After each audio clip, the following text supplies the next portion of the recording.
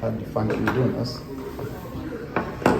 So when you went back and watched Creighton, what are kind of the hot buttons here this week in practice before you play this second exhibition? You don't have enough time for that right now. It's everything, right? Like, we were pretty good offensively, but there's still areas we can get better.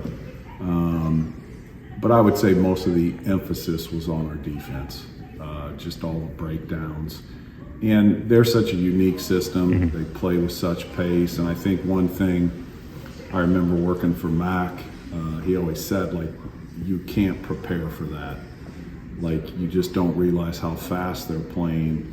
And I think what happens when you play people that play that fast, we've played people that play fast, but if that initial surge isn't there, it slows down a little bit. Well, like, Creighton is always pushing. If that initial surge isn't there, they just flow into their motion.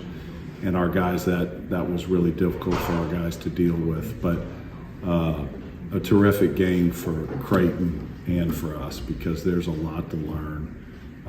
And I think our guys will get better because of it. That may be where you missed Zach the most, because last year if you made a defensive mistake, he could offset that. Absolutely, because Zach was the ultimate eraser, right? Like, mistakes are made, and a lot of mistakes were made, but he's such an elite defender. He's always there to protect the rim, and he was able to cover a lot of those mistakes up.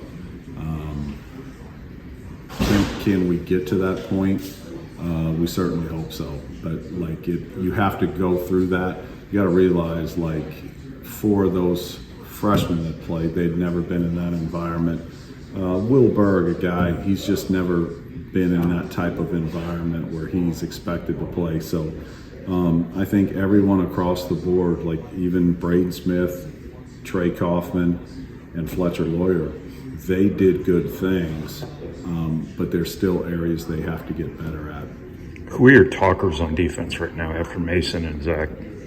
Say that again? Who are your talkers on defense? Who are your loudest voices? That's interesting. I think when it's in drill work, they all excel, but then when it goes live, guys tend to not communicate as much, and that's obviously, you guys have heard Coach Painter. That's been a big talking point with our guys. I think Raleigh Burgess is really grasping things. I think he's been a really good communicator so far. It's expected of all of them, but as I said, I think it starts with those three guys: Trey Kaufman, Fletcher, and Braden. Just holding them to a really high standard. We're expecting a lot out of them in all areas. So we have to continue to get better at that as a group. Just the initial surge defensively that Jakari and CJ gave you. Yeah. Is that their role this year? I mean, is that where they make their most impact from a defensive perspective? They've been good in that area through all of the practices. They have to continue to get better in that area. A couple times they reached out there away from the basket, and it opened up driving lanes. They just have to be solid out there, but they've been really good in that area in particular, but they have to get better off the ball, continue to learn. I don't know. I mean, is that the only area? No, they're good players. Yeah. They're two-way players. They can defend people, and there's a willingness to defend, and they can also score the basketball. So, but it's an experience for those guys. This is the first time through. This is the first time through an exhibition game in front of a full house at Mackey. So we need all of this experience, and we've got to make some big strides, and we can't do that. How did your centers do when you guys went back and watched? I mean, there were some positive moments, but I mean, are we surprised either way? No. I mean, they've got to get experience. They've got to get some mileage in games. There's going to be growing pains, so they'll continue to get better. What was the best thing that happened in that game from your coaching staff's point of view? I think the best thing that happened was exactly what happened. We got beat, and we got exposed from a defensive standpoint. It also shows our guys that we need scouting. They need our help, right? We need to prepare them. Preparation's really important. But does it help you if you beat somebody by 30 or 40 points? You get guys minutes. Any game time experience is good, but I know that game, playing against Creighton in that environment, the game the year before, playing against Arkansas, that helped our team. And I think Creighton will tell you the same thing. It's really going to help them and make them better. I've seen the juniors, obviously they have a lot of experience, and they're your most experienced players, but kind of step up into Braden is a natural leader, obviously, with Fletcher and Trey, guys that maybe didn't speak up as much in the past.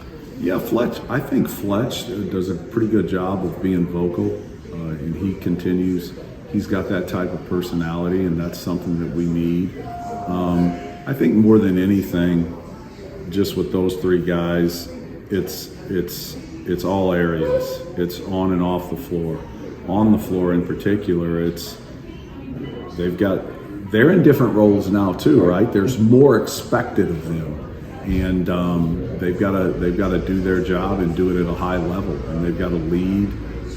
Some of our guys didn't know what to do at shoot around, what's the process? And I heard Braden even before the game, hey, here's what we do in warm-ups. He was talking to CJ about this is how it goes, and I think all of those things are positive, and that's what we need from those guys. Not only do we need their good play on the floor, but also all those other areas that guys are going through for the first time. They've got to show them the way. Just, you guys are going to ask Braden to play 100 miles an hour offensively this season. How do you preserve him at both ends of the floor for the 35 minutes a game you're going to need him? Yeah, it's not a ton of. It is different because we don't have Zach, but he did a lot for us last year, and everything kind of runs through him. So now there's even more responsibility, and then I think you add that he's probably going to score it a little bit more and be aggressive offensively. He's in great shape, but one thing that we're challenging him on is, okay, you were ultra aggressive offensively, and we love that. He was able to score the ball. He was really able to get to his shot anytime he needed to get to it. Well, now you got to go back down on the other end, and you got to be at a high level. You got to be at a high level. That's what's expected of you. And Braden certainly has, goals of playing in the NBA. Well, that's what those kind of guys do. A 6-foot guy. They can be a good offensive player, but they can also go down on the defensive end and be a disruptive guy. Be a guy that gets in on a lot of plays, and I think he's got to be able to do that. Is it taxing physically and mentally? You bet it is. But he's a guy that has the ability to do that. How do you treat this game against Grand Valley State? You're obviously still trying to figure out a lot of things. So. Yeah, we really are still trying to figure out a lot. And, I thought Coach Painter did a good job of trying to play a lot of different combinations. I think it'll be kind of similar. We'll spend a little bit more time on preparation. So I think that'll be good for the guys to get a full scouting report, to have a walkthrough, to watch some more film. But ultimately, at the end of the day, it still gets down to what we're doing. And I think we got better yesterday in practice, before practice, watching the film, watching our mistakes. And then I think we have to do the same today. We have to get better in the areas that we have to get better in. In part because of Kalkbrenner, you went with true size more often, Creighton, than having Trey at the 5.